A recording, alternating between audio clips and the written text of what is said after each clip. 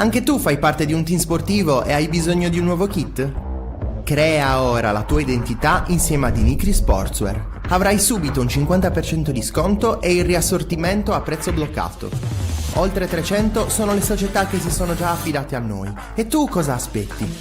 Contattaci subito al 379 244 8537 o entra su dinicri.com.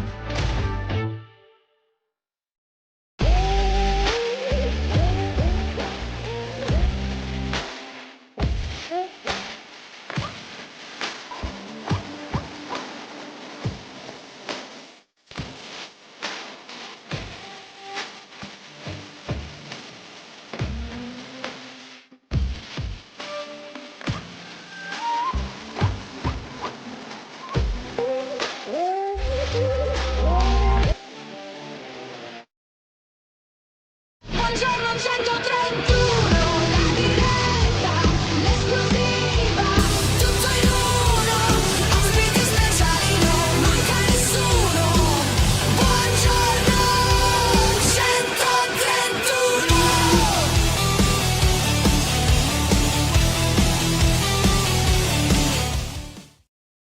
Buongiorno e ben ritrovati, nuovo appuntamento con Buongiorno 131, oggi mercoledì 24 settembre e buongiorno anche a Francesco, ben trovato Fra. Buongiorno a tutti.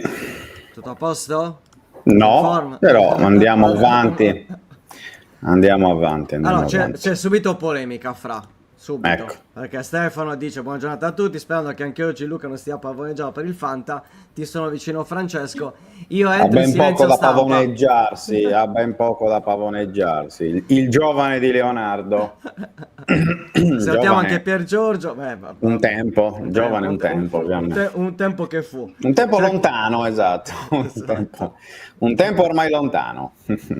curiosità, a me Felice non sorprende, sta stupendo Borrelli, con un po' di mano se lo può arrivare, adesso ci arriviamo, ecco qua, Marco che dice, quando c'è solo cosa da dire, una valle di lacrime, bellissimo.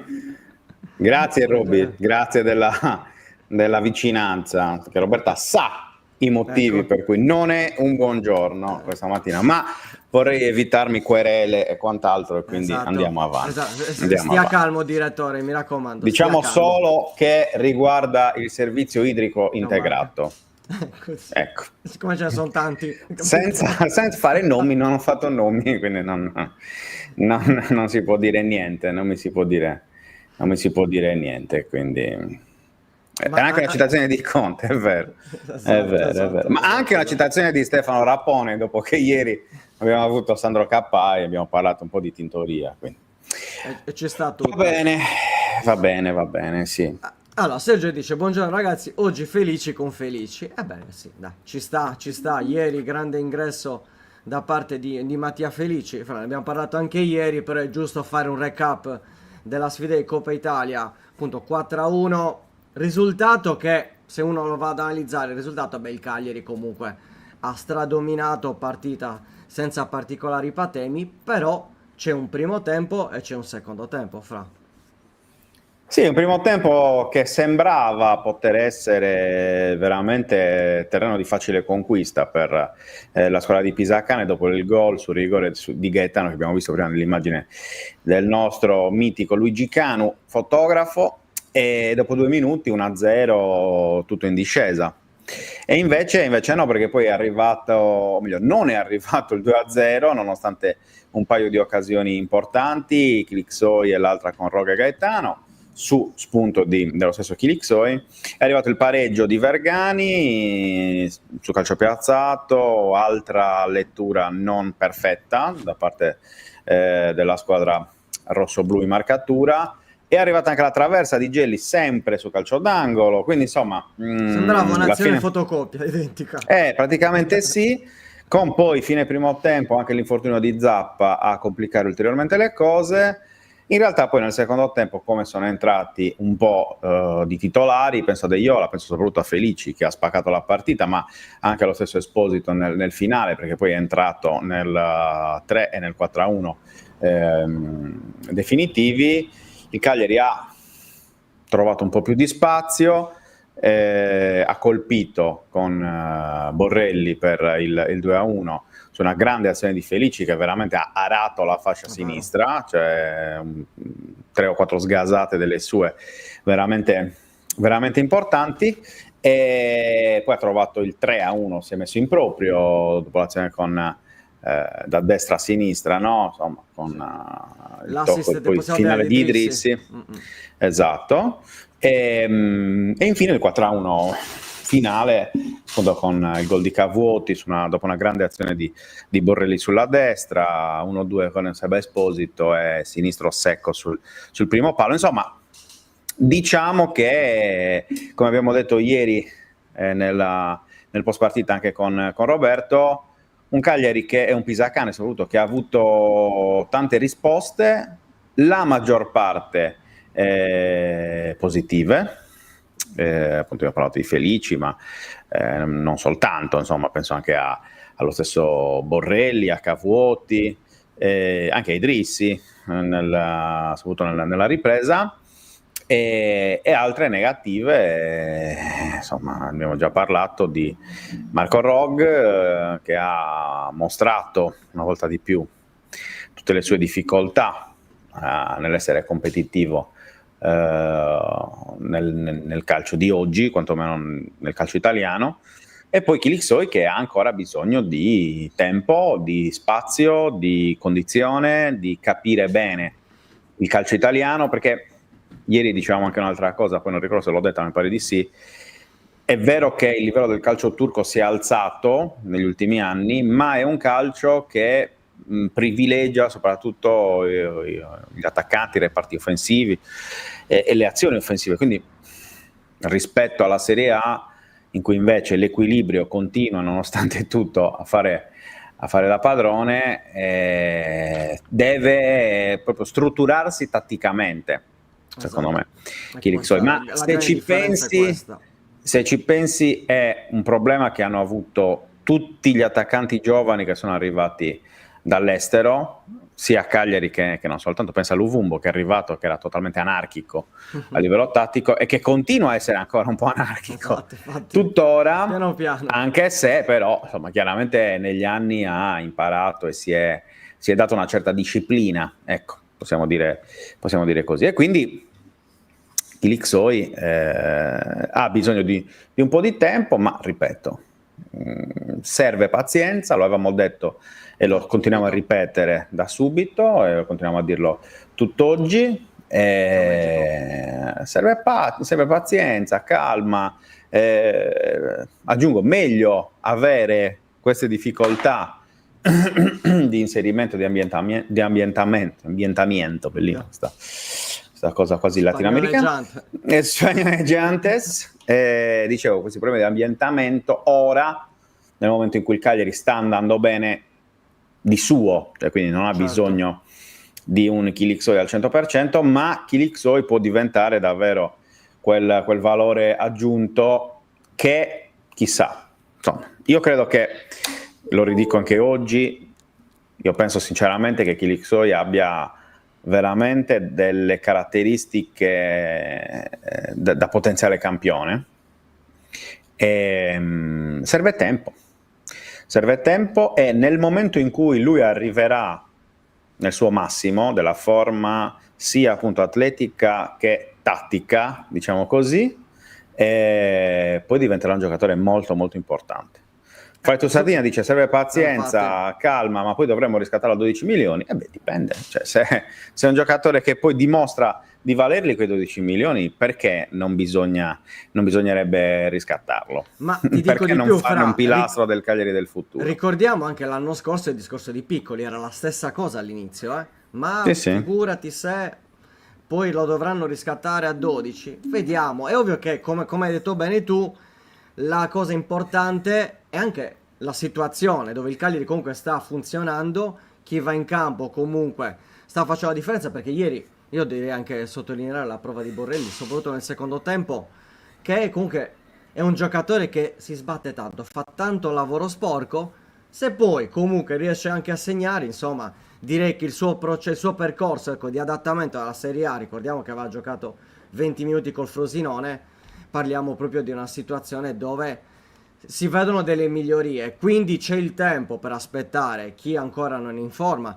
Sul discorso di Rogue, fra, l'abbiamo detto tante volte, non è tanto il discorso del giocatore quanto purtroppo della condizione fisica. Non è più il giocatore, ahimè, che abbiamo ammirato qualche stagione fa. Sul resto, perché leggo anche nei commenti su Gaetano, anche Gaetano, ricordiamo che ha saltato tutta la prima parte di preparazione e ci vuole tempo, ci vuole pazienza. L'abbiamo detto dal primo giorno. Io mi ricordo la prima diretta fatta in 131, ci vuole pazienza.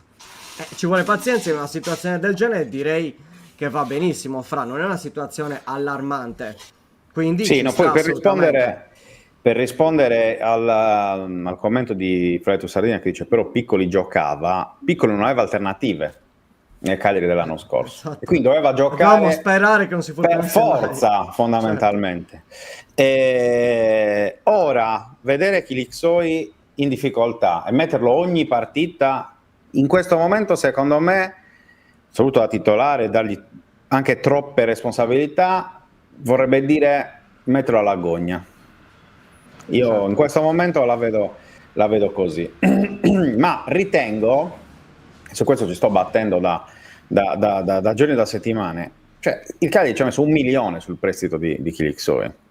Non è un prestito così tanto per un riempitivo e quant'altro. Cioè, se non fosse stato così, se il Cagliari non ci avesse creduto, non ci avrebbe messo quel milione e più i 12 milioni di diritto di riscatto. Per cui siamo al 24 settembre. Cioè, pretendere Già ora 4 mesi, 5 mesi. cioè, è iniziata da 2 mesi e mezzo la stagione, soprattutto è un Cagliari che sta trovando la sua identità senza di lui, sta funzionando senza di lui, lui arriverà in quel momento, cioè arriverà al massimo, spero, a breve, al massimo della sua condizione, o comunque già al 60-70%, perché secondo me è ancora al 30%, 30-40% massimo, volendo essere molto, molto buoni, ok? E molto positivi. Quando arriverà il Cagliari troverà, cioè Pisacane troverà il modo di inserirlo, ma io mi aspetto, come ti ricorderai dalle dirette del ritiro, un Cagliari diciamo camaleontico che prova a giocare con diversi sistemi, quindi col 4-3-3 che poi diventa 4-3-2-1, 4-3-1-2 o il 3-5-2 che poi diventa 3-4-2-1, insomma, che dir si voglia. Fluido. Esatto, bravo, fluido da quel punto di vista. Io credo che sarà un Cagliari fluido anche nelle scelte di formazione, cioè che avrà comunque la sua ossatura, però quest'anno, a differenza degli altri anni, c'è veramente un'abbondanza interessante che permette a Pisacane di poter fare le scelte migliori partita dopo partita. E questo deve essere un vantaggio, non deve essere un problema. Certo, Ok? assolutamente. Quindi, cioè, io credo che in questo momento ogni giocatore stia crescendo. Poi ci sono i giocatori che stanno trascinando, ovviamente, che sono quelli del passato corso, diciamo così, più alcuni nuovi come per esempio Esposito e anche altri, Belotti stesso, insomma, nelle prime partite. Però io credo che ogni giocatore, soprattutto dei nuovi, si stia inserendo, stia crescendo pian piano, e farlo in una squadra che gira è meglio per tutti. Quindi sinceramente cioè, ci sta che Kilixoi abbia floppato una partita, ma pazienza, si va avanti. Cioè, io credo che sia anche poco utile sottolinearlo eccessivamente da qui in avanti, e basta. Cioè, guardate per esempio ieri Jimenez che ha segnato in Coppa Italia con Lecce, ma prima si era mangiato 3 gol in 7 minuti. E lo fa centravanti del Milan, certo. ed è in discussione. Parliamo secondo me comunque di un giocatore forte che ha problemi probabilmente dal punto di vista insomma di sicurezza e di autostima probabilmente in questo momento in Serie A, ma è un giocatore assolutamente forte. Ma Assolutamente. a Milano ha Salutiamo. floppato Patrick Kluivert, insomma, giusto per No, ricordare. vabbè, se iniziamo Insomma. a fare liste ce ne sono. No, ma nel Salutiamo senso, il nostro perché, Matteo. perché ne nel frattempo. parlavamo, Esatto. ne parlavamo qualche giorno fa lì a Bono al Festival Menzana con Calzaretta e Torricelli, cioè un giocatore che poi è andato via, cioè, ha fatto male solo al Milan, in tutte le altre squadre in cui ha giocato, Ajax, Barcellona, nazionale olandese, ha sempre fatto benissimo. Evidentemente ci sono dei giocatori che non vanno troppo bene per certe piazze, non vanno bene, cioè magari non si trovano perfettamente a proprio agio nel campionato italiano. Serve pazienza, ma ribadisco, cioè il fatto che il Cagliari si possa permettere di aspettare Kilixoi è già un enorme passo avanti rispetto al passato. Sono d'accordo. Infatti, mi è anche l'aggancio di Daniele. Probabilmente la partita di ieri ha chiarito cose a noi tifosi che Pisacane già conosceva. Perché comunque Pisacane più volte l'ha detto in conferenza. Tra l'altro, nella mia domanda mi ha anche detto: mi chiedete sempre di Kilixoi, ci vuole pazienza, deve entrare in condizioni. Vedrete, ci sarà Kilixoi, ma ora non è ancora al 100%. L'ha detto praticamente in ogni conferenza. Perché la domanda su Kilixoi c'è sempre stata, c'è stata anche ieri sera. E quindi parliamo di una situazione che ovviamente Pisacane conosce, li vedo ogni giorno, li allena e l'allenatore è ovvio che sicuramente sa meglio di tutti. Quindi bisogna avere innanzitutto fiducia, perché se si mettono in discussione ogni volta, dopo appena 4 giornate, determinate situazioni, in una squadra che comunque sta andando, una squadra che comunque sta funzionando, ci sta in una rosa di 25 giocatori che in un momento sta meglio uno, in un altro momento sta meglio l'altro. Probabilmente Kilixoi sarà più utile nella seconda parte di stagione, dove magari ci sarà qualche altro attaccante che sarà più in difficoltà. Il campionato è lungo, sono 38 giornate. Quindi, siccome per fortuna il Cagliari comunque sta giocando in una certa maniera, sta avendo risultati, quindi c'è il tempo, ma ci sarebbe comunque il tempo, perché non puoi bocciare un giocatore dopo un mese, ci mancherebbe, non scherziamo.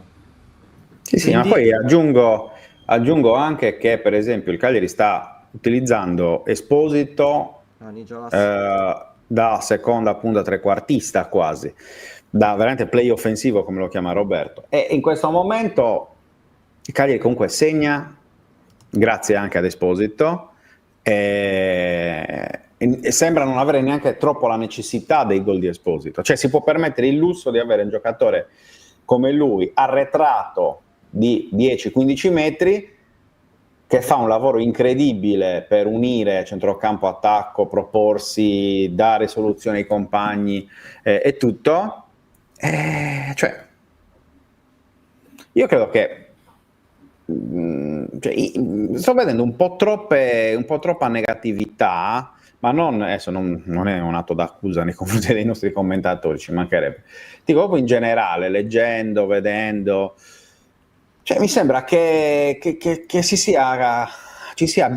sia abituati negli anni a vincere sempre 50 partite l'anno, dominando l'avversario e tutto.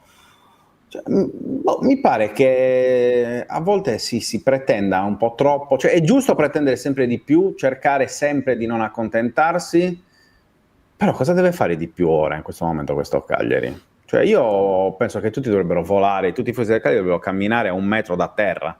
Certo, sono d'accordo, assolutamente. E su Giovanni che dice: la mia non voleva essere una critica nei confronti di Rog e Kilixoi, ma il fatto che Pisacane li abbia schierati all'inizio mi ha fatto sperare avessero raggiunto un grado migliore di condizione. Ma è proprio il fatto, perché l'ha spiegato anche ieri Pisacane e l'aveva spiegato anche nel video, ci saranno comunque delle rotazioni perché ci sono dei giocatori che hanno bisogno di minutaggio e la condizione ce l'hai al di là dell'allenamento anche con la partita. Quindi se non provi in una situazione dove, con tutto il rispetto del Frosinone, comunque ti giochi la Coppa Italia, anche il Frosinone aveva tanti giocatori che hanno avuto meno spazio a inizio campionato, sono queste le situazioni dove tu devi provare e vedi effettivamente la condizione, il minutaggio, la potenzialità. Altrimenti quando li provi con l'Inter, è vero che ieri Diablo ha fatto proprio una...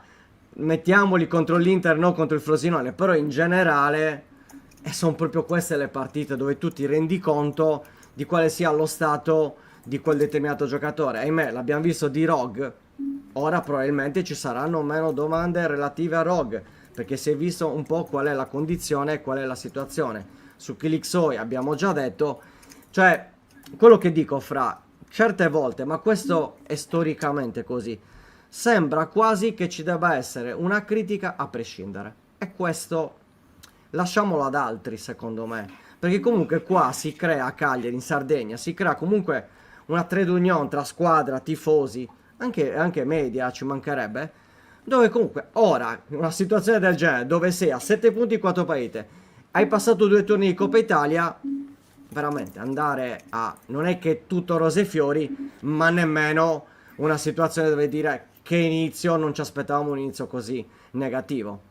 Secondo me su certe cose bisogna un attimino volare bassi, assolutamente piedi per terra, ma anche valutare le singole situazioni e le singole occasioni.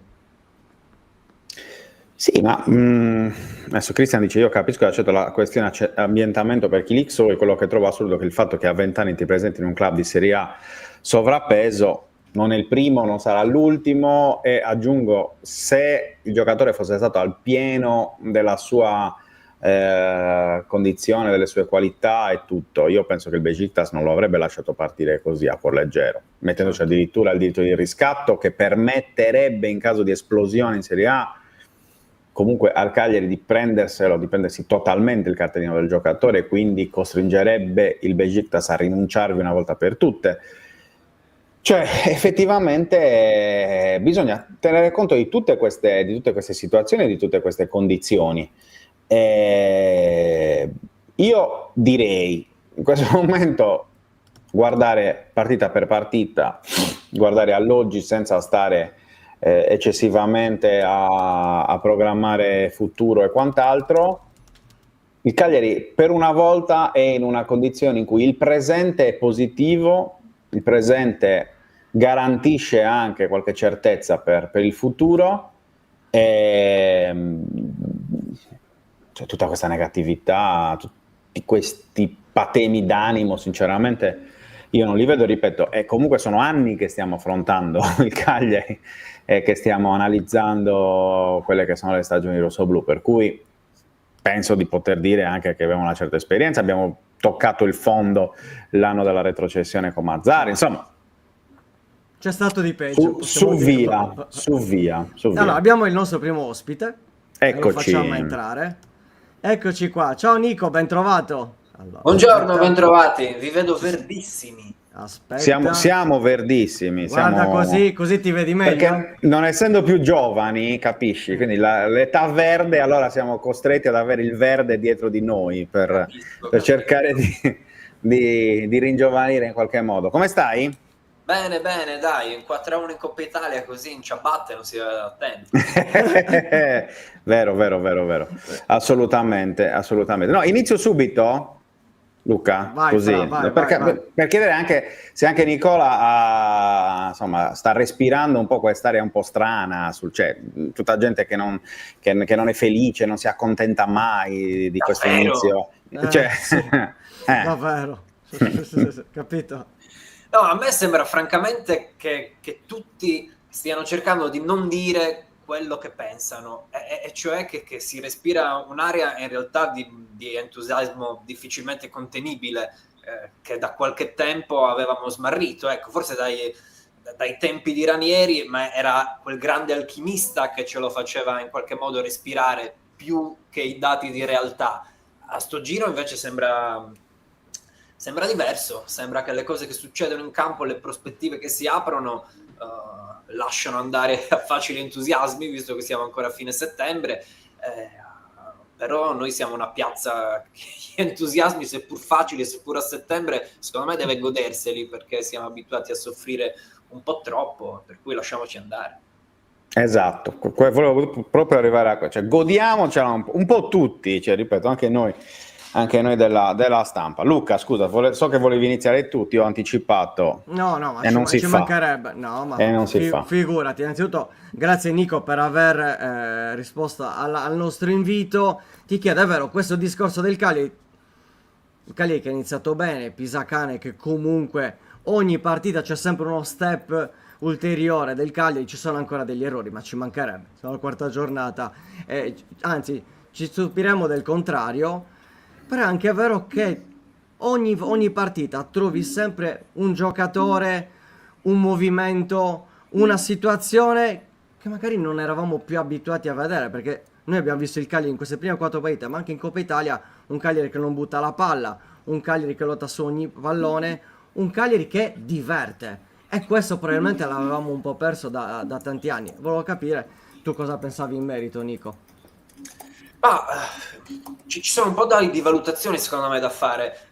Nulla è scontato di quello che stiamo vedendo, perché è una squadra che ha cambiato tanto, ha cambiato tutto nei ruoli chiave, nella panchina banalmente, che è la cosa più drastica quando si sceglie di cambiare.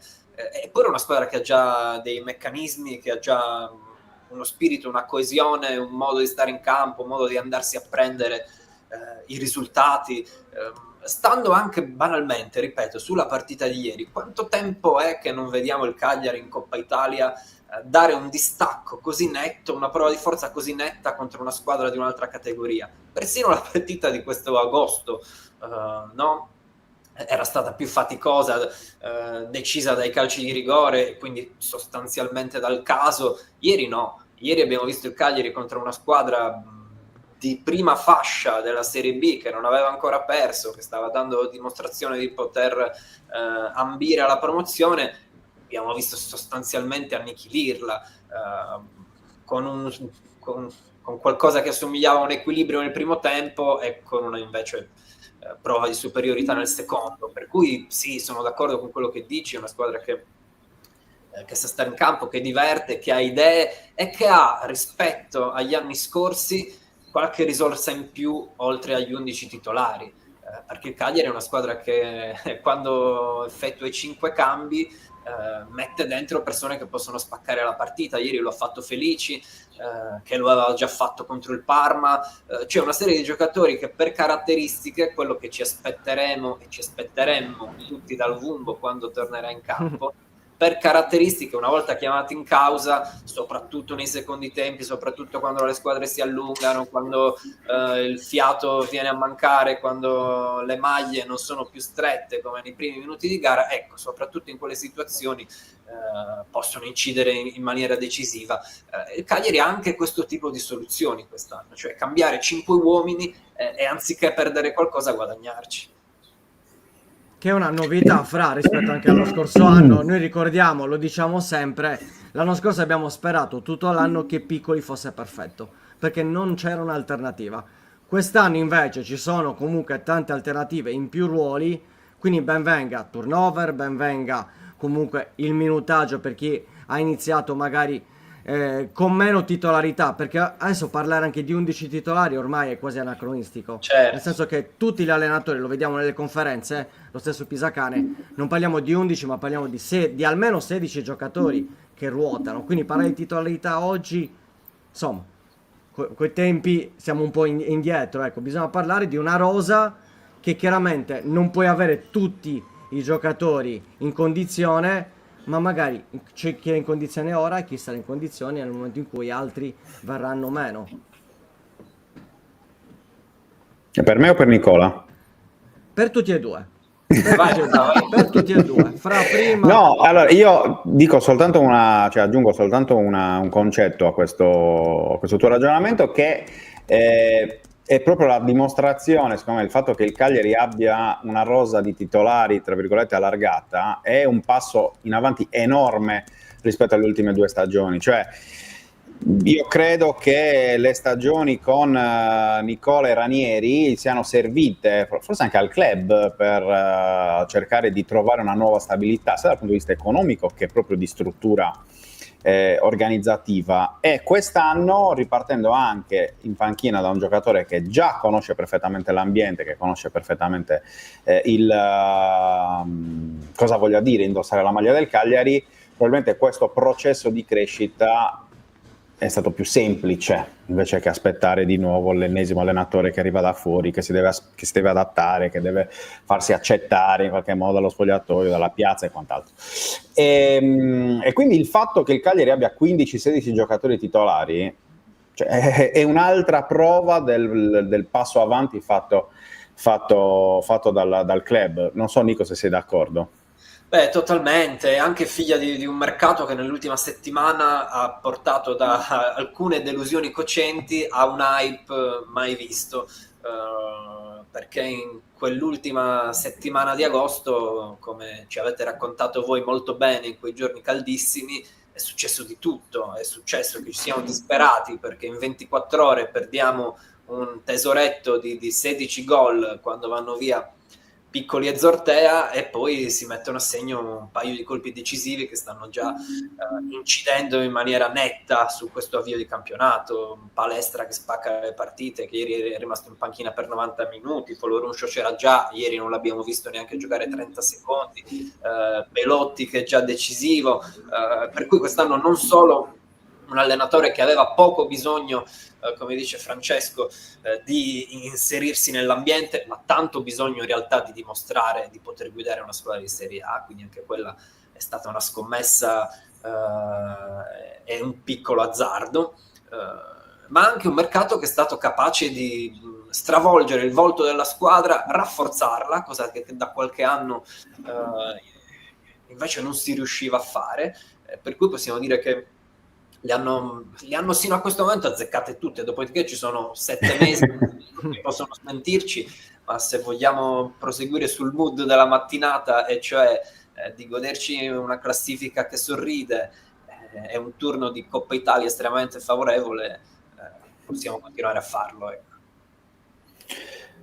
Nico, un'altra cosa e poi ripasso la palla a Luca. Siccome hai parlato ovviamente del mercato Piccoli Zortea, ti aspettavi che questa squadra sarebbe riuscita in così poco tempo a trovare le alternative a due giocatori fondamentali la scorsa stagione e che anche nel precampionato erano stati centrali comunque nel cadere di Pisacane, perché ricordiamolo, comunque Zortea e Piccoli hanno giocato in Coppa Italia nella prima partita contro la Virtus Entella, ma anche in tutte le amichevoli appunto del precampionato erano sempre super titolari, super centrali nei movimenti e negli schemi di Pisacane. Però sembra quasi che dopo questo primo mese, insomma, chissà chi era Piccoli. È molto presto per dirlo. Però un ricordo un po' sbiadito, hai ragione, no, è verissimo. Poi il calcio è così, è spietato. Quando arrivano i risultati è molto facile generare entusiasmo, molto facile dimenticare chi ha retto la baracca quando era più fragile, più instabile. No, francamente non mi aspettavo che sarebbe stato così facile rimpiazzarli, soprattutto Piccoli, perché Zortea l'anno scorso secondo me è andato molto a fiammate, ci si è entusiasmati in maniera un po' sempliciona del suo campionato. Piccoli invece dall'inizio alla fine ha dato battaglia, perdendo pochissimi minuti di campionato, quindi sempre presente, sempre solo poi, perché il gioco di Nicola non prevedeva compagnia per la puntata. Esatto, un isolamento coatto. No, francamente non me l'aspettavo. Voi probabilmente sì, perché il vostro punto d'osservazione è sempre molto attento e quindi eravate abbastanza certi dall'inizio del ritiro che Piccoli non sarebbe rimasto, così un po' come dicevano le voci di corridoio. Il tifoso medio secondo me è rimasto molto spiazzato, molto deluso, anche arrabbiato in quei giorni di mercato in cui li abbiamo persi tutti e due nel volgere di poco tempo. Dopodiché però c'è stata la prima di campionato in cui scopriamo che Borrelli da oggetto misterioso diventa uno per 90 minuti, può giocare facendo sportellate con la Fiorentina e mettendogli paura. Dopodiché passano una settimana o meno, o 48 ore, e arriva Belotti, che nello scetticismo della vigilia gli è bastato indossare la maglia rosso-blu, fare un sorriso e una foto per accendere gli entusiasmi di tutti. Già all'aeroporto. Ricordo benissimo. Sì. Francamente no, non mi aspettavo che sarebbe stato così rapida la sostituzione di alcuni elementi chiavi e così efficace in pochi minuti di campionato. Luke. Allora, Nico, io chiaramente in chiusura vorrei assolutamente, eccolo qua, guardatelo, presentare un po' il tuo libro su Gigi Riva, ma su questo ci sono stati tanti libri su Gigi Riva. Però il tuo mi è piaciuto perché è un romanzo che comunque, al di là della storia di Gigi Riva, che è già immensa, cerchi comunque di raccontarla da personaggi che comunque non sono esistiti nella realtà, ma ti coinvolge e ti va a spiegare non solo il giocatore, ma soprattutto l'uomo Gigi Riva. E quindi questo mi è sicuramente piaciuto, e vorrei anche un commento da chi l'autore ha fatto comunque questo bellissimo libro, e ti faccio veramente i complimenti, Nico. Grazie innanzitutto. La sfida era un po' questa, quando Mondadori mi ha proposto un progetto su Riva, e io in maniera un po' spericolata ho deciso di accettare, accantonando 2 anni di lavoro su un romanzo completamente diverso. Mi sono sforzato, è stata la parte più difficile di questo lavoro, di trovare una chiave di lettura che fosse inedita, perché Riva, lo sappiamo, è stato iper raccontato ancora da quando ancora ragazzo metteva a ferro e fuoco i campi di tutta la Serie A e di tutto il mondo con la maglia della nazionale. Quindi secondo me la chiave giusta era rifugiarmi nella menzogna per restituire una storia vera, cioè usare la letteratura e gli strumenti che i romanzi mettono a disposizione per essere metaforici, per essere simbolici. Quindi questo libro è un repertorio di personaggi che non esistono, che ci raccontano non tanto la storia di Riva, che molti di noi conoscono molto bene, ma ci raccontano che cosa è stato Gigi Riva per loro, ed è esattamente quello che mi succede da gennaio a oggi, cioè il tempo di vita di questo libro, dalla sua uscita a questi giorni, quando incontro le persone durante le presentazioni. Alla fine di ogni presentazione la gente ha voglia, ha fame, ha una luce negli occhi abbastanza incontrollabile, perché ti vuole raccontare che cosa è stato Gigi Riva per sé nella sua vita. Quindi questo, più che il racconto della vita di Riva, sono gli effetti di Gigi Riva sulla gente. E l'aspetto divertente per me come autore è stato immaginarmi la vita delle persone che possono aver incrociato la sua parabola, che cosa gli ha lasciato, che cosa è stato essere giovani. Immaginate cosa è stato avere 20, 30 anni, 15, quando il Cagliari vinceva lo scudetto, quando l'Italia usciva dalle macerie della guerra, quando l'uomo... Beh, Luca c'era già, Luca c'era già dalle guerre puniche, quindi insomma si reincarna, non so se lo sai, però. No, beato lui. Quindi Luca se lo ricorda, il senso di possibilità che dava. A un certo punto uno dei personaggi del libro dice: capisci bene che un mondo in cui il Cagliari vince lo scudetto è un mondo in cui tutto è possibile. Ecco, il grande sogno della parabola di Riva, dei ragazzi dello scudetto del Cagliari, dell'Italia e del mondo in quegli anni lì, era esattamente questo, un senso di possibilità diffuso, che noi che siamo gli eredi di quella stagione lo abbiamo visto svanire, diciamo così. E quindi è un libro che incrocia tutta una serie di cose, tra cui queste che vi sto raccontando. Nel salutarti, Molto bene, c'è anche Nico. il post Grande del vostro Giuseppe, collega salutiamo. Giuseppe Boi. Un saluto a Nicola da Pisa, scrivi un altro libro e vieni a trovarci per un'altra bellissima chiacchierata. Beh, Giuseppe mi sembra- ha portato il libro a Pisa, è una serata molto bella, in un posto stupendo, grazie a una libreria stupenda che è la Ghibellina. È stata una serata speciale, devo dire. E quindi ti tocca scrivere un altro libro per tornare a Esatto. Pisa da Giuseppe. Va bene, Nicola, grazie davvero di essere stato con noi questa mattina. Anche per te vale l'invito che facciamo ogni giorno ai nostri ospiti, ovvero la stagione è ancora tanto lunga, quindi sicuramente ti disturberemo di nuovo per venirci a trovare. Va bene? Grazie a voi, grazie per il lavoro che fate, perché siete sempre un punto di vista mai banale sulla quotidianità di un argomento che invece, esattamente come dicevamo poco fa, è sempre iper raccontato, e trovare una chiave non è mai facile, quindi bravi voi. Grazie Nicola Muscas davvero per essere stato con noi, a presto e buona A presto, giornata. ciao, grazie Ciao a voi. Nico, Ciao. grazie, ciao. Eccoci qua. Eccoci, allora, una bella chiacchierata anche con Nicola Muscas. Fai rivedere il libro, perché noi siamo Eccolo sempre qua. per il servizio pubblico, un amore di contrabbando. Nicola Muscas, Gigi Riva, una vita Perché- rovesciata, giusto? C'è scritto? Esatto.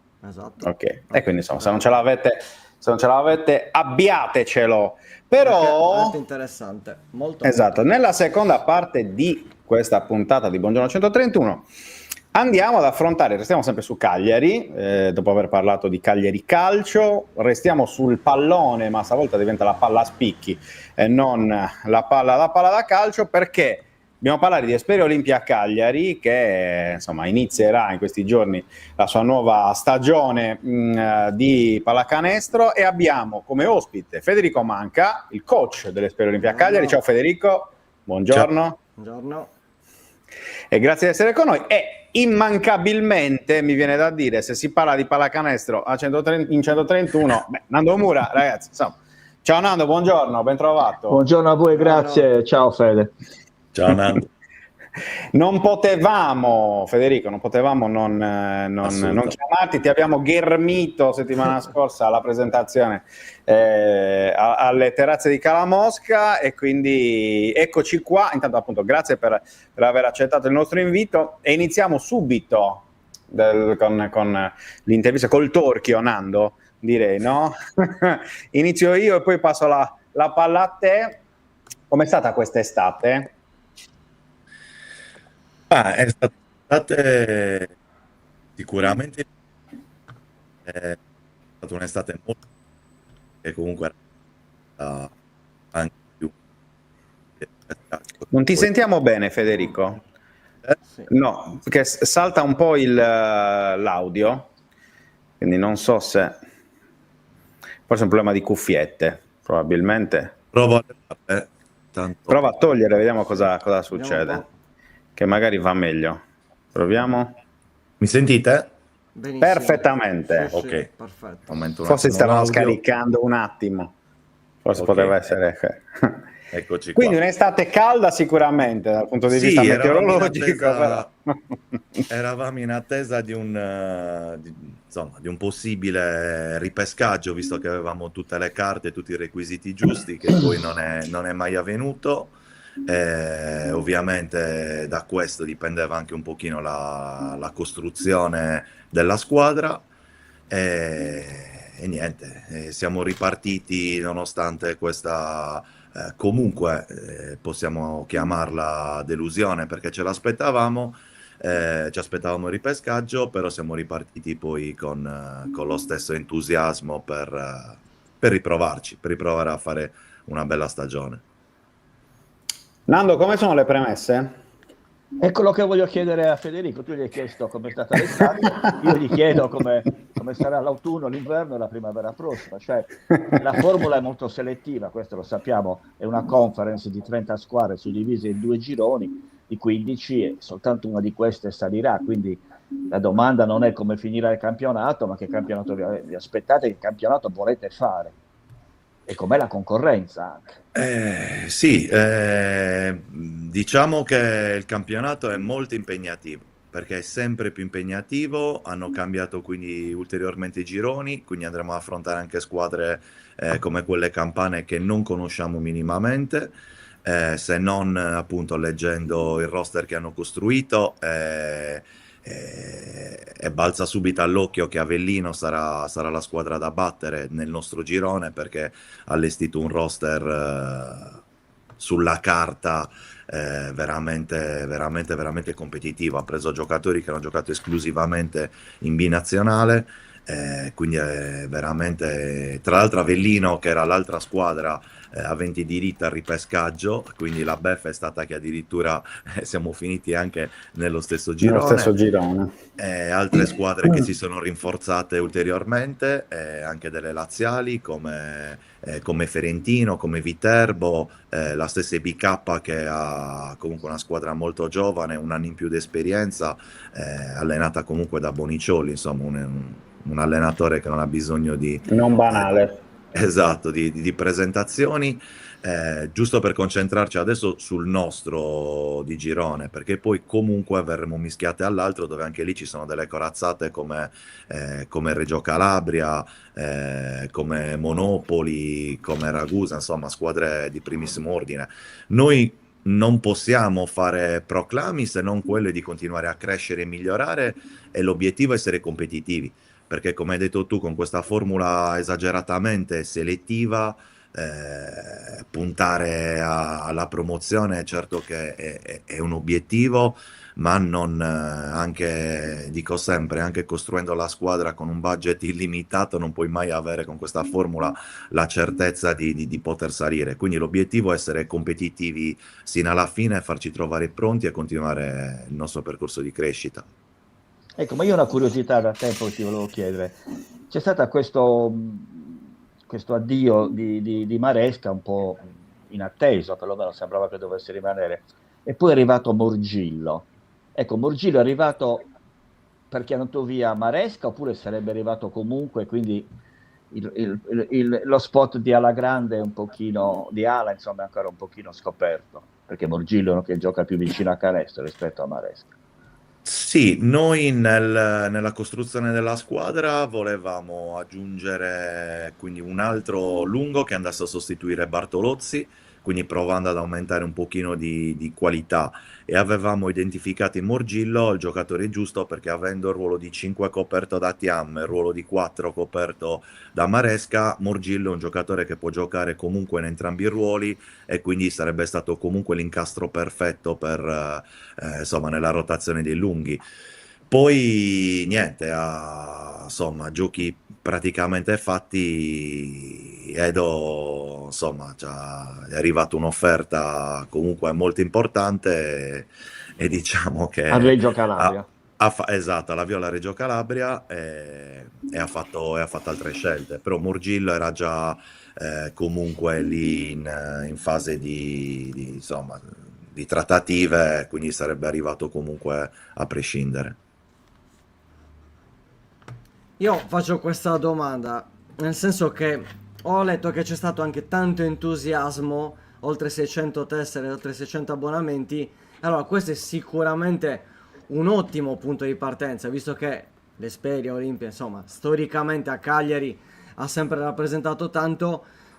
Questo entusiasmo che cosa vi porta? Che carica vi dà? Perché comunque io l'associo sempre calcio basket, è ovvio che l'apporto del pubblico è sempre quel valore aggiunto che fa sì che i giocatori rendano ancora meglio.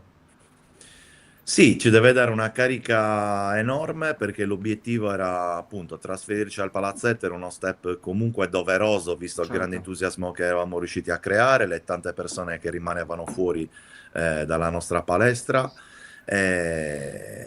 Però sappiamo che l'obiettivo è riempirlo, comunque portare più gente possibile al palazzetto per trasformarlo proprio in una situazione di vantaggio. L'anno scorso il nostro campo era comunque un campo caldo, era un fortino, Un e fortino. vorremmo provare a trasformare anche il palazzetto in questo. Quindi ci dà grandissimo entusiasmo e allo stesso tempo aumenta le responsabilità, perché comunque dai un'immagine ulteriormente, insomma, un pochino, insomma, più importante, un punto di riferimento per la città. Verranno anche tante persone comunque non necessariamente tifose, semplicemente curiose, che abbiamo bisogno comunque di far appassionare per, insomma, per portarle poi sempre più spesso al palazzetto. Quindi grandissima carica, perché come dico sempre ho avuto la fortuna di giocare di fronte a un palazzetto pieno, dove tra l'altro non c'erano neanche limiti di capienza e c'erano più di 4.000 spettatori, ed è stata me la ricordo come un'emozione incredibile, e mi farebbe piacere che anche i ragazzi potessero provarla, e a quel punto sì, diventerebbe veramente un sesto uomo, un punto di forza. Come sempre la società ha fatto veramente di tutto per la dimostrazione anche del più di 600 abbonamenti al momento venduti. È un ottimo numero, calcolando che poi a questi bisogna raggiungere tutti i ragazzi non solo del basket ma della polisportiva, che entreranno gratis, a tutti gli studenti universitari, gli under 25, che pagheranno una cifra quasi simbolica, insomma 3 euro per venire alle partite, quindi si spera che questi numeri possano crescere. Ora spetterà anche a noi, perché comunque Cagliari è anche una città che segue molti risultati, quindi spetterà a noi cercare di farli appassionare, di vincere insomma le partite, di continuare a dare costanza a questi numeri. Però c'è anche, a me fa molto piacere sottolineare, c'è anche un aspetto estetico di bellezza, cioè le squadre di Federico Manca giocano bene, giocano una bella pallacanestro. pallacanestro, quella di 12 second or less, come dicono gli americani, cioè 12 secondi ma anche meno, andare al tiro il prima possibile, correre, difendere a tutto campo, alte percentuali del tiro da 3, insomma, quindi non c'è soltanto l'aspetto agonistico di vedere una squadra che deve arrivare prima su 30, poi eventualmente c'è un successivo spareggio che premierebbe una squadra su 4, ma insomma quello è già una cosa più complicata da spiegare. Però la cosa divertente, per cui io spero che tanta gente vada al palazzetto, prima fra tutti il sottoscritto, è che vedi una bella pallacanestro. E questo è un aspetto che se tu vedi la squadra che vince 1-0 con un gol a culo al 90° non ti appassioni. Se invece vedi una squadra che corre, difende, tira, si sbuccia le ginocchia, questo è un altro buon motivo per andare al palazzetto, al Palapirasco e godersi 2 ore di sport bello. Nando, faccio la stessa domanda a te e poi a Federico, perché voglio prima il parere da giornalista e poi quello da coach. Cioè, quanto è grande la sfida Palapiastu per la città di Cagliari più che per l'Esperia? Cioè, nel senso, Cagliari è una città, l'abbiamo sempre raccontato, che è sempre stata attaccata alla pallacanestro, però poi negli ultimi anni ha sempre avuto una grande difficoltà mi viene quasi da dire, a esprimere il suo amore nei confronti di questo sport e nei confronti delle società che lo hanno rappresentato. Federico c'era nella A2 della Cagliari Dinamo Academy, quindi sa bene di che cosa stiamo parlando. Il ritrovare un'Esperia Olimpia con quelle caratteristiche vincenti, perché poi Federico giustamente ha detto dei risultati che trainano sempre in qualunque sport, non solo a Cagliari, un po' dappertutto, però insomma è così. Ecco, quindi quanto è grande anche la sfida di riproporsi nello scenario cittadino con una stagione comunque difficile. È come il giorno in cui tu ti sposerai, Francesco, ti sposi anziché in una parrocchia, ti sposi in Duomo, cioè è tutta un'altra cosa, ti sposi in cattedrale. È una scelta per certi versi obbligata, perché francamente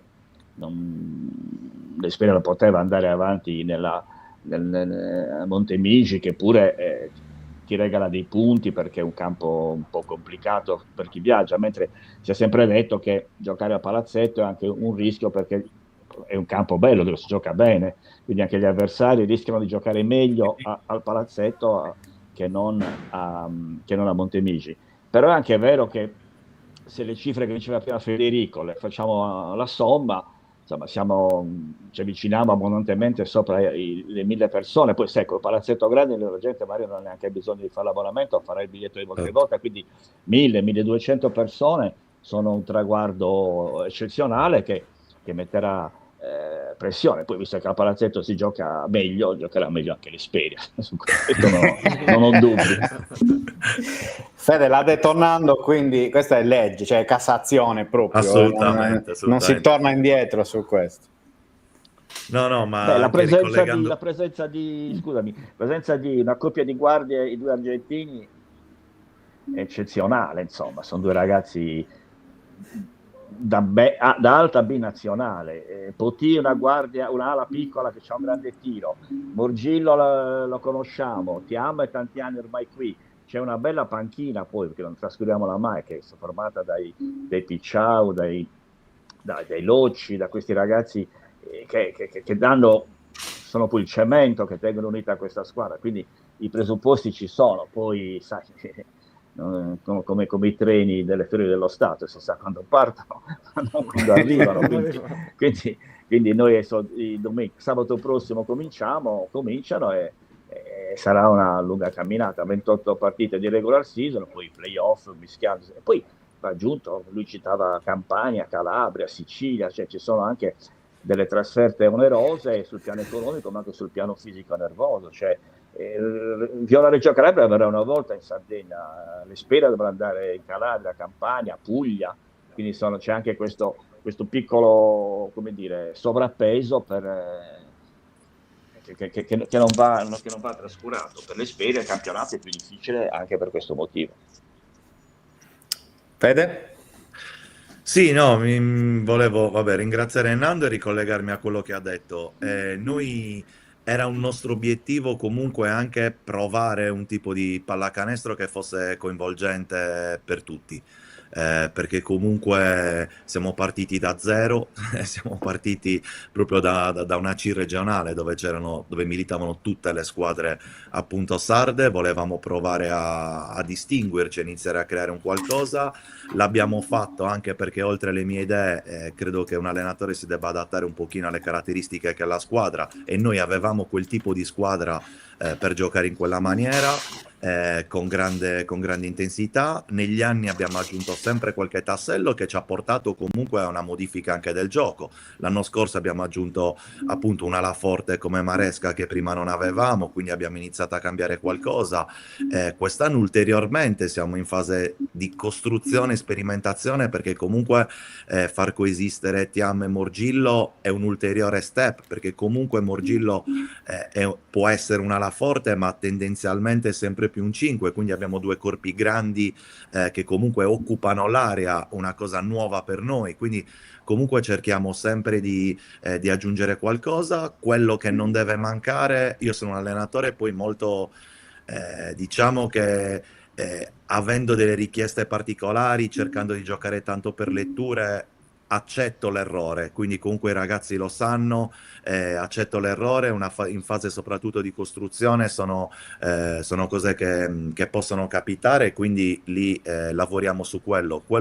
L'aspetto sul quale non transigo, e lì divento veramente rigido, è proprio l'atteggiamento, l'impegno, per quello l'attaccamento comunque alla maglia è quello che dico ai ragazzi, veramente una responsabilità che sta crescendo sempre di più nei confronti non solo nostri per amor proprio, ma nei confronti della società che fa sforzi, e per una città che adesso viene a vederci, e ora non verranno più soltanto i parenti e gli amici che battono le mani, insomma c'è anche un pubblico che inizia a essere più esigente, e lì ci vogliono maggiori attributi, maggiori responsabilità per iniziare a gestire anche una pressione che per tutti inizia a essere diversa.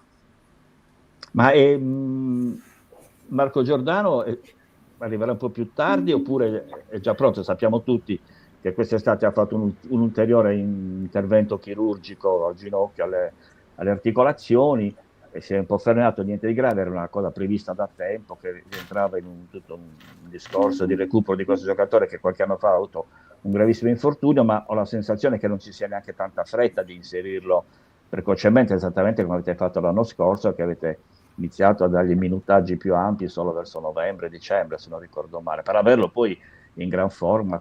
Ricordiamo ancora i 35 punti con 8 su 10 da 3 fatte proprio contro la squadra di Morgillo il Mattei. Sì, Marco sta lavorando in Argentina adesso, tornerà qui prima della partita che affronteremo in casa per iniziare a stare col gruppo. Sta seguendo un protocollo seguito, ovviamente condiviso con i nostri medici e i nostri preparatori. Una volta che rientra, insomma, diciamo che noi puntiamo di iniziare a vederlo magari in campo per fine novembre, insomma. Come dici tu, non abbiamo fretta, era un intervento che doveva fare, speriamo, dovrebbe essere risolutivo per un problema che si trascinava la cartilagine del ginocchio, per il quale comunque ha sofferto tanto negli anni precedenti della carriera. L'anno scorso siamo stati bravi a gestirlo, infatti ha fatto un finale di stagione eccellente, facendo vedere però anche i limiti. Poi quando poi l'intensità si è alzata giocando ogni 3 giorni, è arrivato in finale veramente esausto, e si può dire con una gamba sola. Quindi è un ragazzo che ha 24 anni comunque, quindi stiamo parlando di un ragazzo giovanissimo. Questo intervento era programmato subito nel finale di stagione, è stato posticipato da maggio, che era in preventivo, fortunatamente comunque a giugno, perché la stagione è andata meglio del previsto, però speriamo sia risolutivo, e anche in me c'è una curiosità di vedere veramente anche il potenziale di Marco avvicinarsi al 100%, perché noi l'abbiamo sempre visto quasi a mezzo servizio, e già lì è stato comunque un bel vedere, un giocatore ma lui e Frattoni si si completano, non c'è una grande differenza tra play e guardia, tra point guard e shooting guard, sono due centrocampisti realizzatori, non so come dire, ma non è che uno è play e l'altro è guardia o viceversa, No. no, cioè, ormai Ne- il basket moderno è Nella mia pallacanestro, a discapito del mio trascorso cestistico, che che all'epoca tu eri il magari playmaker e mi comandavi avrebbe tutto. fatto impazzire, perché all'epoca, cioè, la palla la dovevo prendere io, mettermela Sì, sotto sì. braccio, Sì. chiamare e E decidere basta. io. Sono proprio cambiato completamente, proprio, cioè, per me nel basket moderno, sì, certo, c'è la figura del playmaker, ma molto spesso si tratta di superare bene la metà campo, e poi all'interno dei giochi diciamo che anch'io li creo per varie soluzioni. Marco Frattoni, Gianluca si integra perfettamente con Giordano, sia dal punto di vista fisico, perché parliamo comunque di un ragazzo di 1,94 che è un grandissimo atleta, che comunque sa far tutto, può giocare playmaker, ha delle due gambe e soprattutto skills molto importanti per attaccare il ferro, quindi è comunque diverso con Marco, e l'idea è stata quella: noi quando andiamo ad aggiungere cerchiamo sempre giocatori compatibili con tutto il resto del roster. Frattoni è uno che può giocare con Giordano, può giocare con Cabriolo, può giocare con Picciau, può giocare con Luca Tocco, che è un playmaker invece più puro, di statura più bassa, che è tornato quest'anno, che ha fatto una grandissima stagione alle Olimpiadi, abbiamo ripreso quest'anno alle Sperie e ci crediamo tanto. Può giocare con tutti, perché dal punto di vista fisico soprattutto si può abbinare con tutti. Senti, il coach, tu hai cominciato 3-4 anni fa in quella C Silver, si chiamava, mi pare, un campionato senza offesa, semi-clandestino, dove non venivano neanche le mamme dei giocatori o le fidanzate. Carbonaro, Nando, quasi Eravate carbonaro. lì di nascosto. Voglio dire, in 3-4 anni avete preso l'asticella, non l'avete sollevata di 1 centimetro alla volta come fa quel saltatore con l'asta, no, che migliore il record del mondo, Duplantis. Sì, ma... Tu invece l'asticella è alta, è quello che mi aveva colpito. Se ti ricordi, noi l'anno scorso, fine campionato, eravamo andati a mangiarci una pizza e tu mi avevi detto, ti avevo chiesto, ma è andata bene, se no? E tu invece eri molto deluso. Io ero rimasto sorpreso perché tu dicevi, io superato il primo turno dei playoff pensavo di arrivare fino in fondo, quindi Sì, voglio sì. dire, in te c'è, partendo da 3-4 anni fa in Silver, c'è veramente una forte carica di ambizione, che è la tua, che è quella anche storica che ha l'Esperia, insomma, che è sempre stata una società ambiziosa, sfacciata, che vuole andare avanti. Sì, veramente noi abbiamo fatto e vinto un campionato dove durante il Covid eravamo 6 squadre, cioè, quindi siamo partiti proprio da campionati Dal veramente, pronto cioè, soccorso. pressoché amatoriali praticamente, sin quando appunto ovviamente la situazione si è assestata, sono diventati più, ovviamente si è tornata alla normalità, però allora, lì la bravura della società è stata quando non c'è stata, quindi quando in assenza poi della 2 a Cagliari, comunque non farsi prendere da fretta e frenesia per comprare una categoria.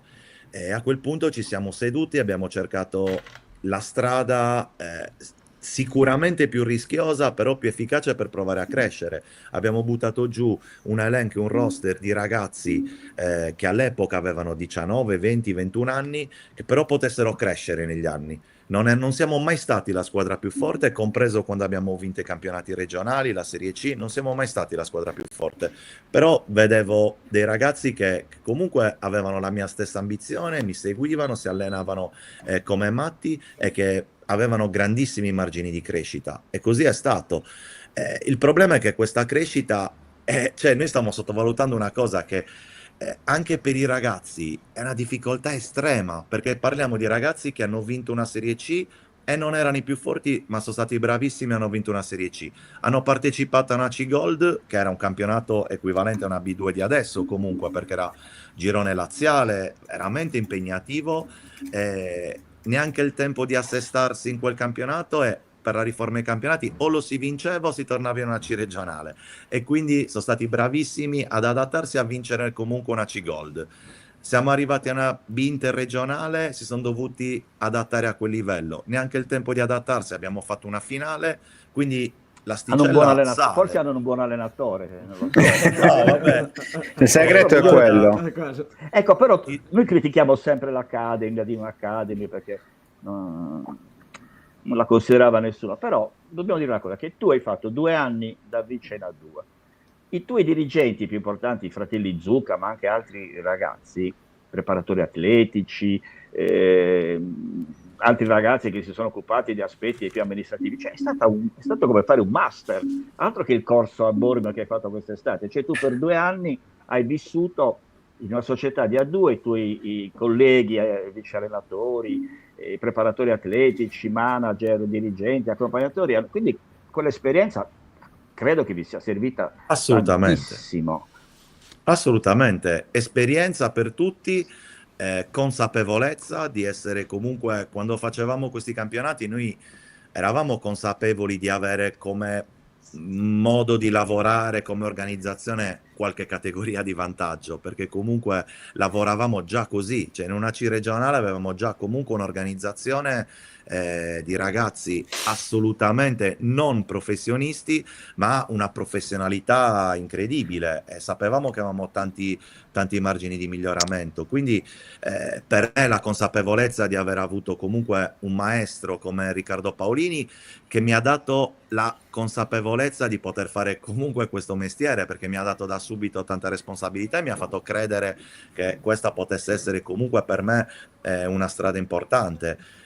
Quindi è stata assolutamente fondamentale e per quello dico, l'allenatore sì, credo di studiare, di dedicare tutto il mio tempo a questo lavoro, però non è una ruffianata, ma veramente molte carriere cambiano anche grazie a chi alleni, nel senso, al di là della bravura, io ho trovato dei ragazzi con una disponibilità eccezionale, che veramente mi hanno fatto sperimentare tutto quello che facevo. Io ogni cosa che proponevo sapevo già se il risultato non era quello giusto, era colpa mia, cioè non c'era il ragazzo che non lo faceva bene, che lo faceva poco convinto, e questo per un allenatore è la cosa veramente più importante, perché riesce a capire qualche limite, riesce a capire dove migliorare, cosa aggiungere. È una cosa assolutamente non banale, non scontata, e così si sta continuando negli anni, perché comunque tutti i ragazzi che aggiungiamo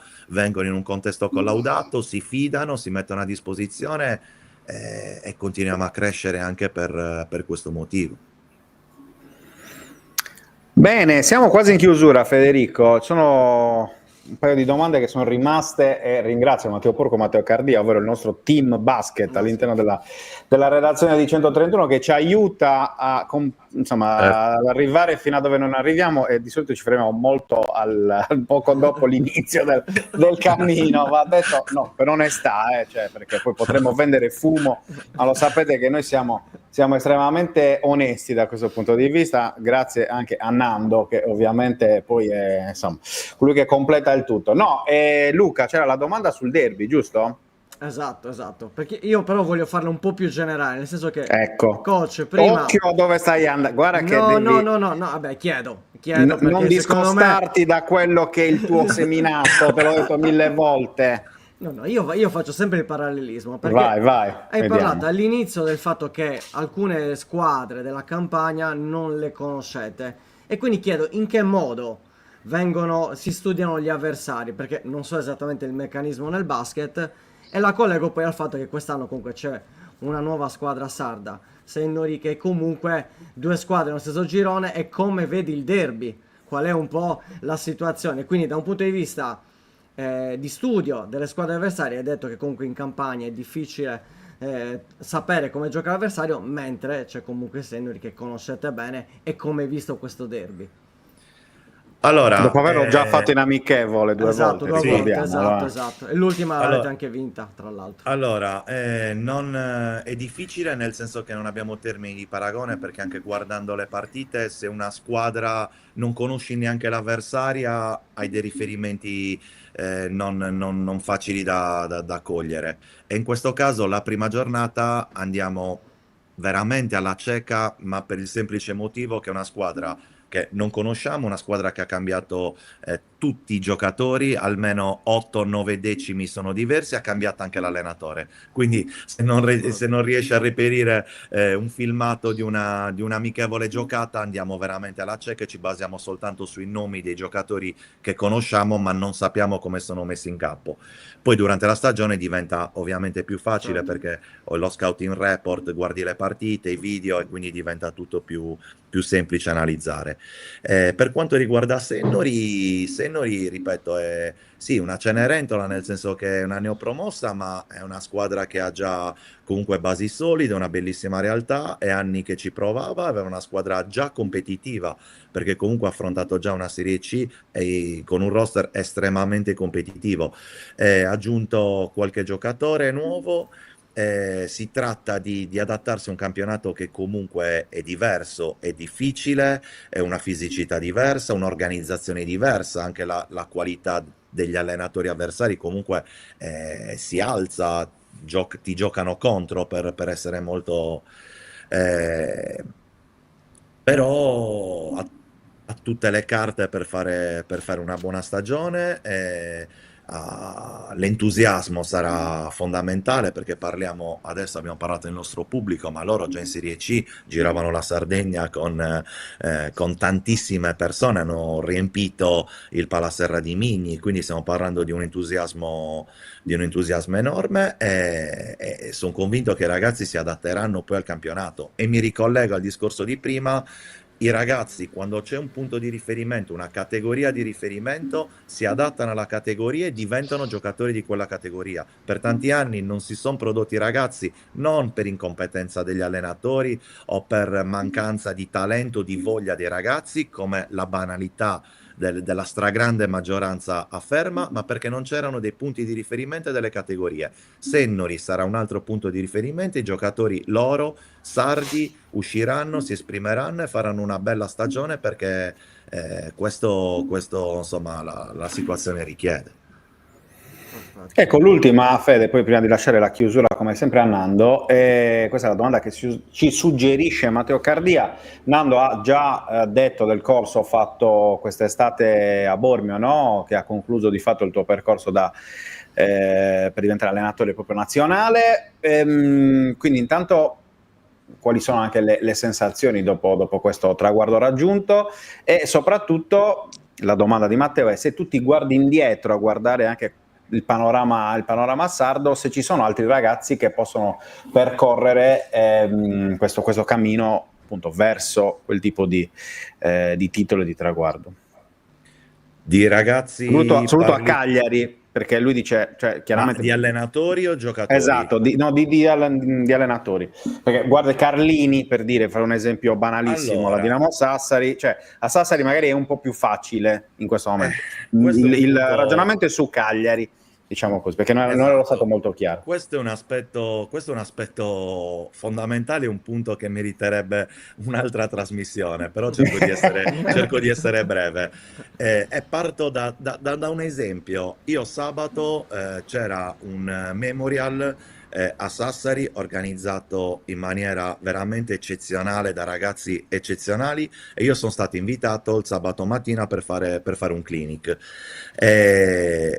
Cosa che ovviamente per me è la prima volta, non sono mai stato giustamente considerato e non ho mai fatto cose del genere, è andato bene, sembravano tutti comunque contenti e soddisfatti e la mia percezione passando un'intera giornata lì a Sassari è che si respiri un'aria completamente diversa, proprio culturalmente diversa, percepisci che il basket lì ha un interesse e vedi tanti ragazzi giovani, tanta gente che ruota attorno al basket, certo che ci sono molti più sbocchi, lì ci sono possibilità diverse, però per me c'è proprio una differenza culturale abissale tra Cagliari e Sassari. A Sassari si respira proprio cultura cestistica e vedo molti più giovani di allenatori e la terra più fertile per diventare allenatori.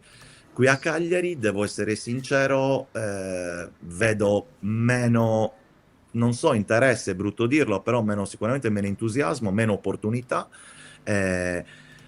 E noi stesso come Sperri Nella C Olimpia... regionale, scusa se ti interrompo Fede, nella C regionale che scatta sabato ci sono su 11 squadre ce ne sono 4 di Sassari e una sola di Cagliari i vostri cuginetti dell'Olimpia. Già questo Esatto. dato inconfutabile ci dice che c'è un diverso approccio con la Allenati da un alla ragazzo Dinamo e più 4 di squadre Sassari. allenati da un ragazzo di Sassari che aveva fatto Roberto tutti i corsi, Zucca. che aveva fatto i corsi con me, e mi sono battuto, ho fatto di tutto per portarla a Cagliari, proprio sia per la stima enorme in Roberto, che è un ragazzo eccezionale, farà tantissima strada, ma anche perché, anche semplicemente per trovare allenatori per allenare il nostro settore giovanile. Facciamo un pochino di difficoltà nel trovare ragazzi anche semplicemente da formare, e poi da noi ci sono anche allenatori nazionali come Beppe Caboni, Pierfrancesco Zurru, Gigi Usai, oltre vabbè Alessandro Sulis, il mio assistente, insomma poi Alessandro Bolognesi, insomma gente che collabora nel nostro settore giovanile di grande valore, ma al quale noi abbiamo l'obiettivo di affiancare ragazzi un pochino più giovani. Adesso c'è Francesco Bacchiddu che ci sta dando, che ha fatto il primo anno il corso allenatori, per proprio formare e poter fare questa strada. Però non sono tanti, però è nostra anche responsabilità cercare di essere un pochino più attenti nel territorio, scovare per capire chi ha un reale interesse e provare a dargli tutti gli strumenti per poterlo fare al meglio. Chiudiamo in Nando, bellezza. a Chi ti ha te cercato? pallone per l'ultimo tiro. Cioè, No, più che un tiro, un assist, ma è un ti ha assist. cercato qualcuno quest'estate? Qualche squadra di binazionale? Non è un No, tema allora così. non mi ha cercato nessuno, ma per il semplice motivo che Ti ha cambiato il non numero, ho- Federico, Ti ha nel messo la dubbio. batteria scarica. No. E va dato uno 0 in più, capito? Quei trucchi per non farti trovare. No, allora fondamentalmente non ho volutamente ancora proprio un procuratore che si occupa di queste cose, perché fondamentalmente loro sono il tramite ormai per tutte queste cose, ma per il semplice motivo: primo, volevo comunque completare un mio percorso anche a livello proprio formativo col corso nazionale, avere la tessera più alta possibile per poter non pormi limiti.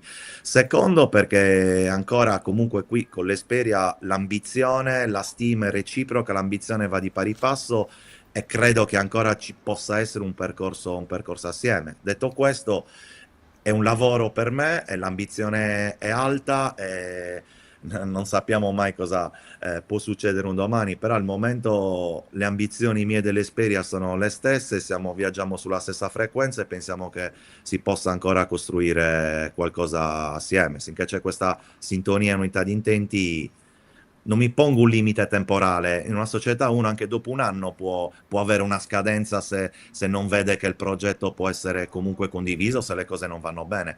Al momento ogni anno aggiungiamo qualcosa, gli stimoli sono diversi e, ripeto, torna al discorso di prima, un terreno fertile per continuare a sperimentare e provare le mie cose.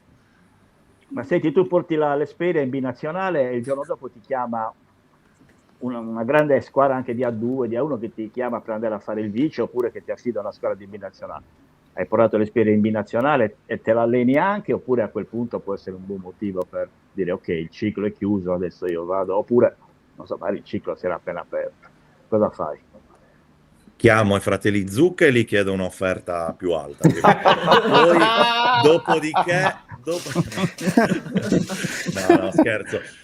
Non lo so, questa è un'altra domanda, perché è ovvio che per allenare il più in alto possibile le strade sono due: conquistarsi le categorie, ma non ci riesce praticamente nessuno, oppure fare gavetta, nel senso fare anni di assistentato in Serie A e poi avere un'opportunità. Questa è una domanda che non ho mai, che mi pongo, nel senso eventualmente quale strada possa essere la migliore tra capo in un campionato superiore oppure assistente nel massimo campionato, ma ripeto, ancora veramente non me la pongo, perché credo di poter dare ancora qualcosa qua e sono focalizzato veramente su quello che si può fare qua.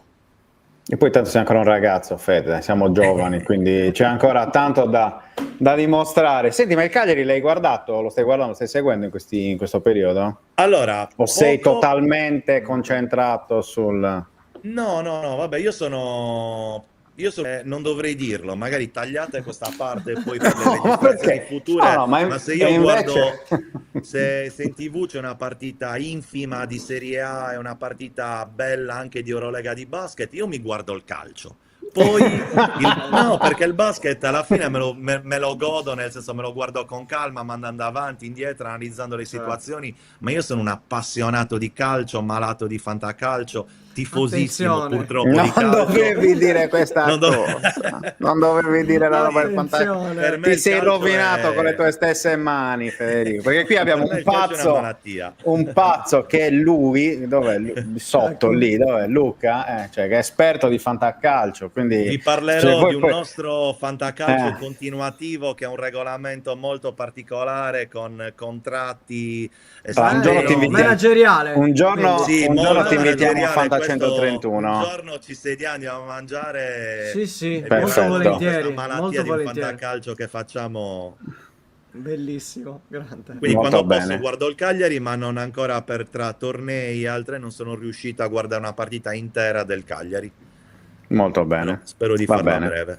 Beh, E bisogna Pisacane incontrare... mi ha colpito tantissimo il percorso di studi a proposito di innovazione che ha fatto, dove è andato a studiare e da lì io, senza ancora averlo visto in primavera, subito questa apertura mentale mi ha fatto presagire un bel... insomma, seguirlo con curiosità e spero di riuscire ad andare a vedere qualche allenamento, anzi lancio un appello per andare a vedere qualche allenamento del Cagliari Calcio e mi farebbe molto piacere. Guarda, organizziamo assolutamente, perché bisogna far germogliare anche questo legame tra Cagliari e Spira, Nando, come succedeva nei bei tempi, no? Beh, Tra Gigi il basket Radice, e il calcio. Gigi Radice, allenatore del Cagliari, non in tempi recenti, nei secoli che furono, era venuto al palazzetto a vedere il Brill, aveva visto questa zone press, aveva detto che cos'è sta roba?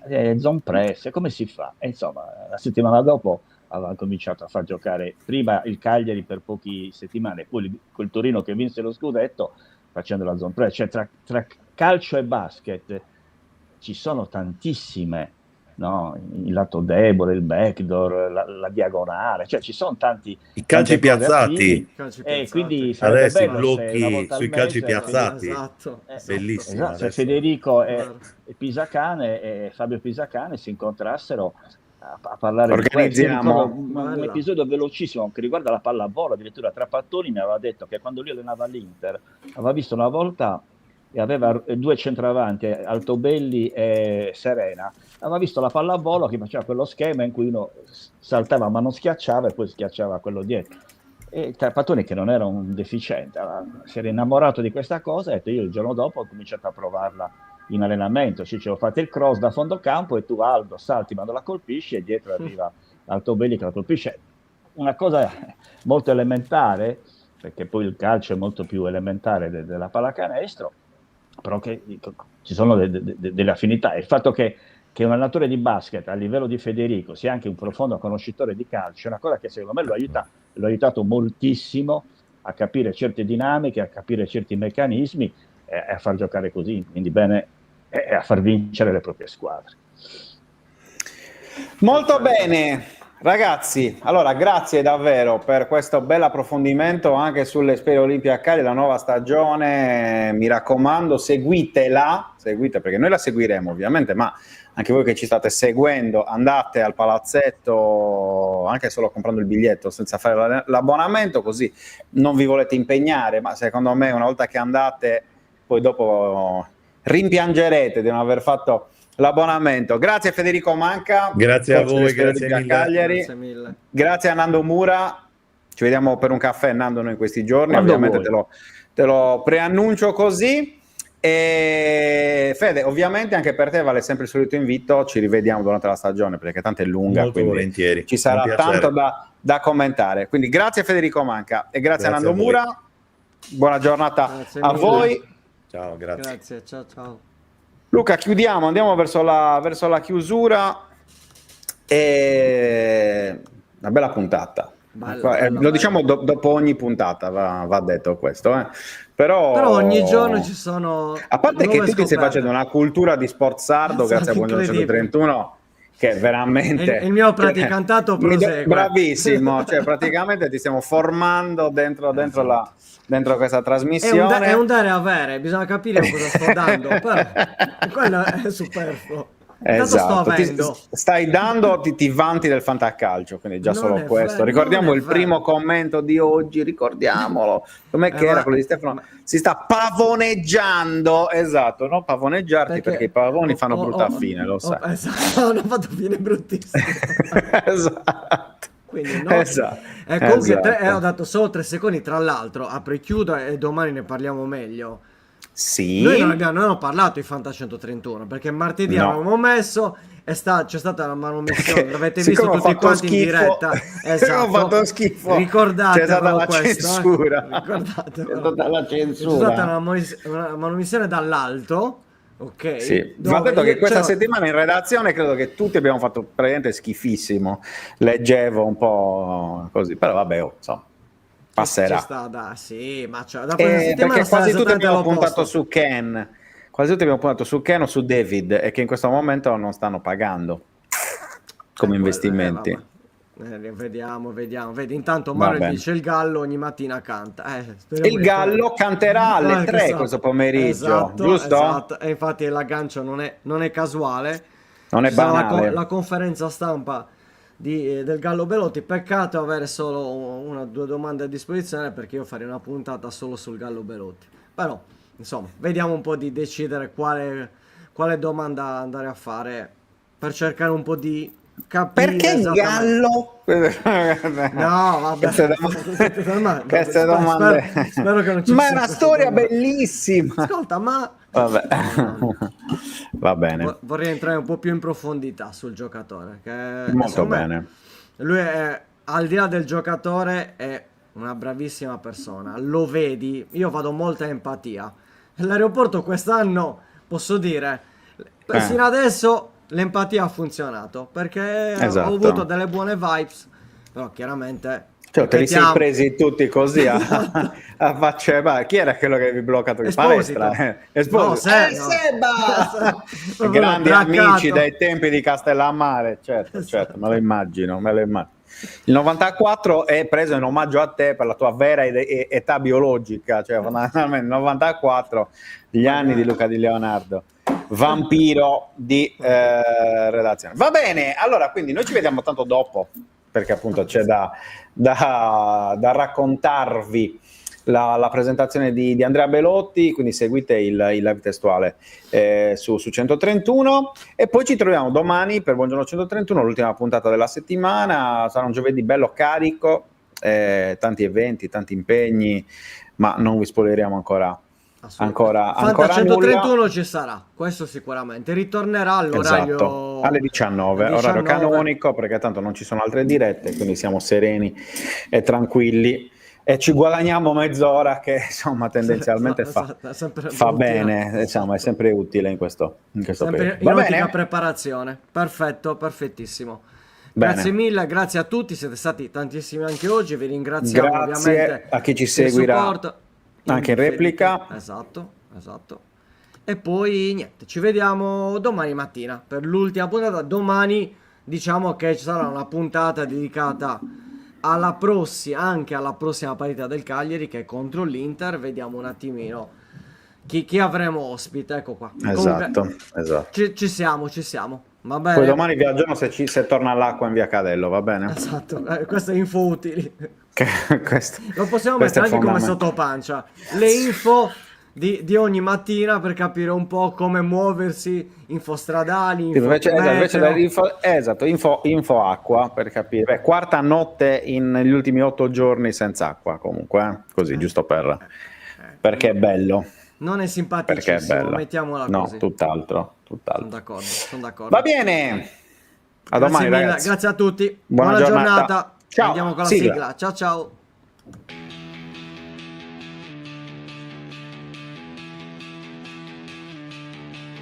La sveglia suona, la redazione in pista.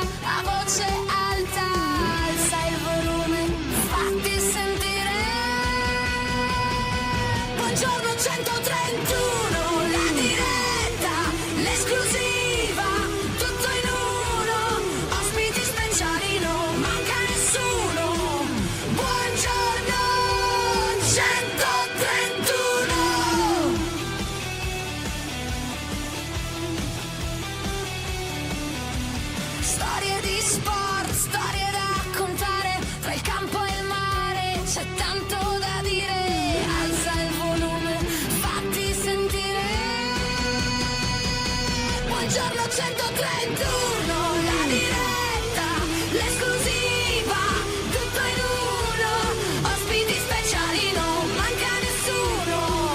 Buongiorno 131.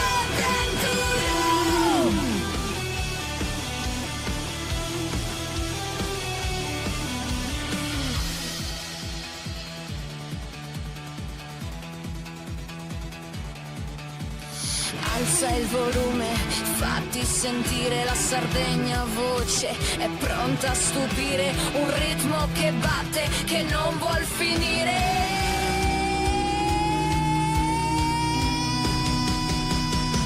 Buongiorno 131, la diretta, l'esclusiva, tutto in uno, ospiti speciali, non manca nessuno. Buongiorno 131.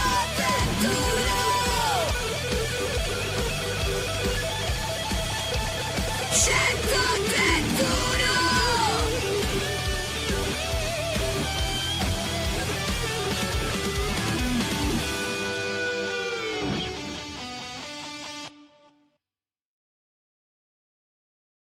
Anche tu fai parte di un team sportivo e hai bisogno di un nuovo kit?